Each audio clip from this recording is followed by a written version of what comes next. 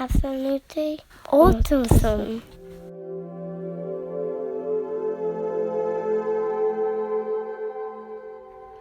Hey guys, I'm Janelle from Absolutely Autism. Today's going to be a bit of an emotional vlog for me. Yesterday, it was confirmed that I have 3 children with autism, and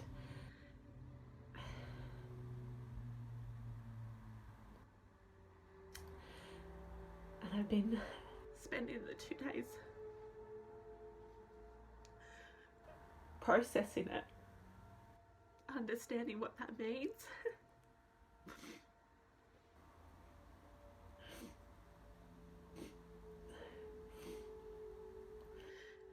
And I feel overwhelmed, clearly. But I want to talk about why I feel this way, and I want to talk about where I go from here and what that means, and maybe give you some ideas on what it's like or what you can do. First of all, we all know that my oldest son has been diagnosed with autism for about 4 years. He's also diagnosed with an intellectual disability. He's a beautiful child. He is a beautiful child that is very loving and very, very affectionate. But there is not a day that I am scared for him. I'm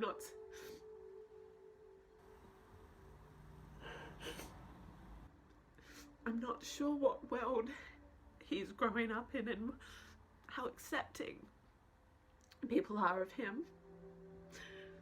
He is different. He is different from the norm. and there are challenges that he will face in his life, that I will be there for him. Both me and Adrian will be there for him. And yesterday we had the assessments done for my other 2 children, and my middle child's quite high functioning.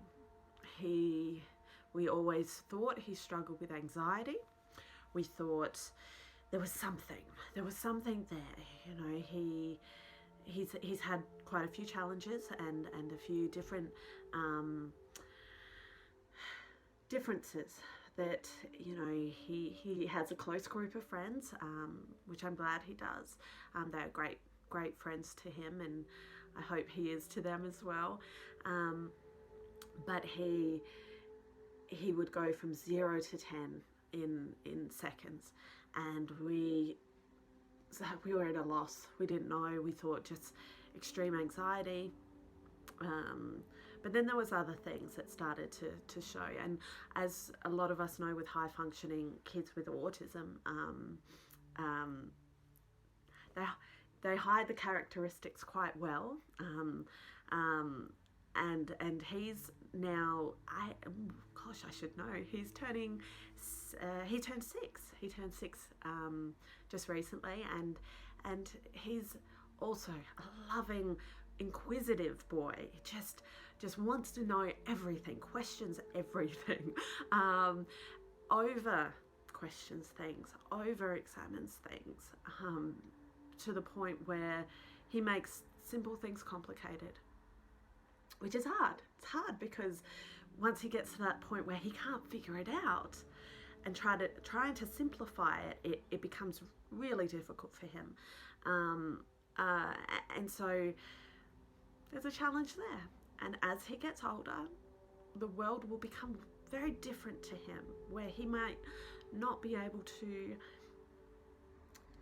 fit in a sense, or find where he fits in. And that's heartbreaking.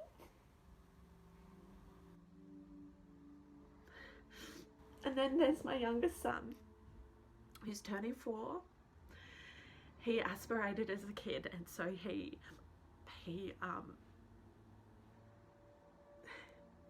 we went through a lot of therapy, a lot of different things just to stop liquid going into his lungs, and eventually that goes away, and that was wonderful. Of course I didn't prepare with tissues. He but because of the aspiration, he was delayed. He was delayed in speech and language. So we thought, yep, he'll catch up. He'll catch up. And then the little thing started. The sensory aversions, the tactile, needing certain things. He loves silk. He puts it on his face. He still does the awkward thing where he puts his hand down my top. He doesn't play with kids. He plays alongside kids. And he's delayed as well.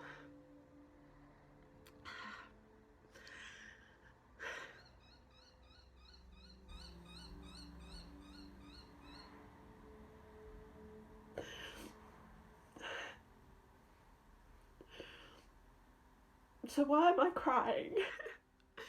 I love my boys. Nothing changes them. Nothing about these diagnoses takes away from how much I love them and how much I care for them.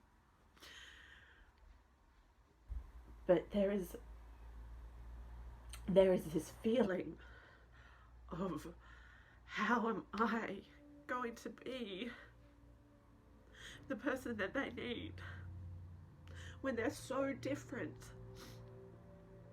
and so they need so many different tactics to help them thrive and help them grow. And the workload, it's overwhelming. It's overwhelming, and that idea that maybe I can't do this. But it is an idea, and it will not take away from how much I will persevere and I will do the best that I can. But I still doubt that it will be enough. I still wonder if it'll be what they need and how I can help them become strong, independent young men. So these are my challenges, and these are what I'm faced with, and I think anxiety is playing a part. This idea that it's going to be hard, it's going to be difficult, it's going to be overwhelming, but yet there's this thing that I keep on going back to, but it's not at the moment. Right now, life is good. Life is hard, yes, but I'm one for challenges. I'm one for growing from these things, and knowing that I love these boys. I love them with all my heart, and nothing will change that. And so when people have these thoughts, these anxiety and anxious thoughts where they think life is going to be too hard, remember where you are in that moment. And even if life is difficult, remember that you have the supports, you have people you can go to. There's always people you can go to.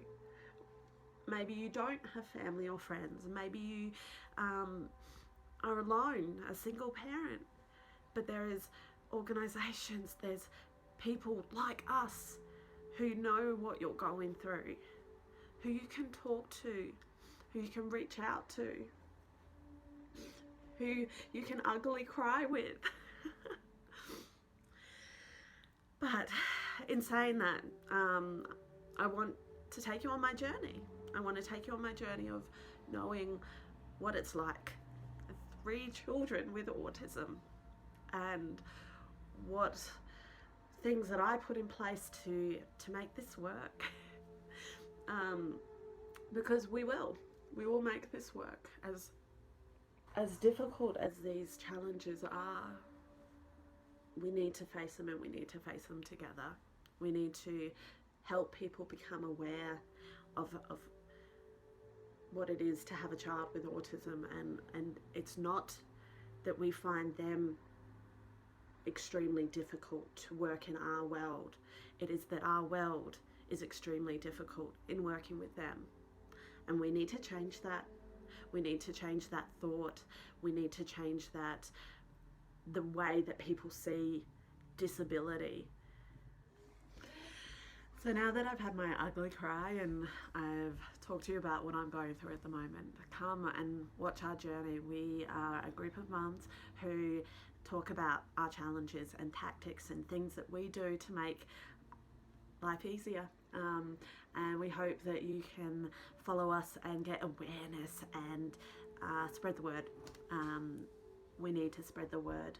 We need people to know that autism isn't a scary thing, and that we need to be more accepting, and remember that these are people too. These are people too. All right, on that note, thanks for watching. Sorry for my ugly crying. Bye.